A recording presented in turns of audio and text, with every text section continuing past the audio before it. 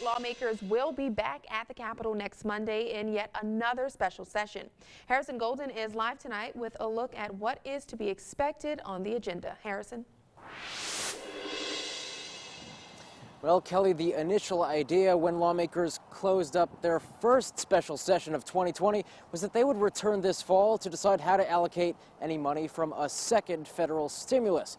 Well, that second stimulus hasn't come yet, but this year of different emergencies, needless to say, has given them no shortage of items to discuss. Clearly, 70 items on this special session agenda to come. They'll start talking about it this coming Monday, this time next Monday. So it's coming close, and here are some of the items they will be considering here. K-12 funding after the Lake Charles area got hard hit by Hurricane Laura, pandemic unemployment, a projected $800 million shortfall in local governments, and the balance of power in state government. This is just a fascinating time to not only be a policymaker, but to watch this unfolding. We're all on the lookout for those things here in Baton Rouge, those of us who kind of geek out over this stuff.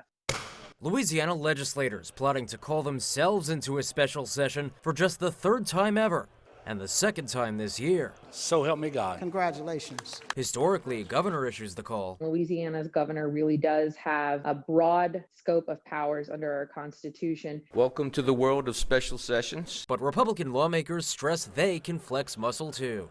And this session will be all about bulking up. This term could very well be a watershed moment in the way that the executive branch and the legislative branch interact and do their jobs. I am doing what is necessary. This as Democratic Governor John Bel Edwards' coronavirus-related executive moves worry the State House and Senate's Republican brass. They're not happy that bars are closing at 11.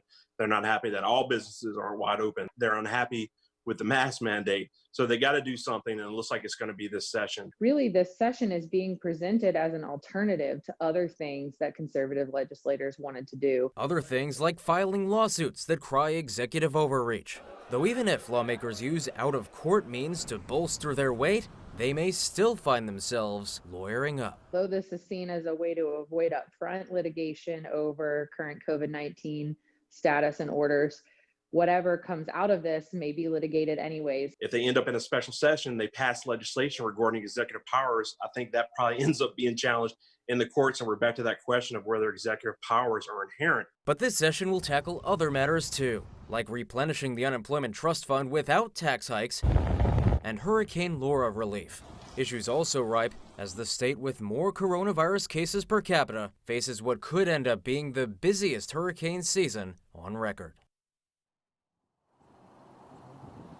Now, in all, again, worth emphasis, cannot deserve enough emphasis. 70 items, 70 items on the agenda for this 30-day special session. That will start again next Monday. So this time, next Monday, we're going to be right back here talking about state lawmakers gaveling in for this 30-day session.